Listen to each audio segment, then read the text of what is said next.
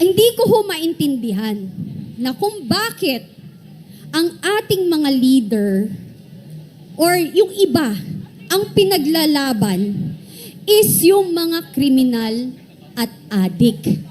Bakit ho hindi nila ipaglaban din yung mga katulad kong biktima na mga adik? Hindi ko sinasabing ang pagpatay ay tama. Wala hong ganun. Pero sinasabi nilang may due process dapat nung pinili na magkaroon daw ng sinasabi nilang EJK. Bakit ho?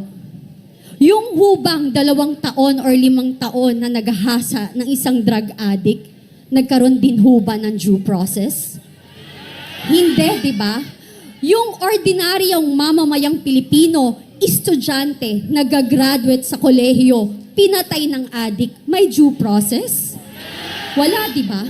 So kaya kayo dyan, kayo, nang sinasabi nyo, you are after for human rights, tigilan niyo ho kami.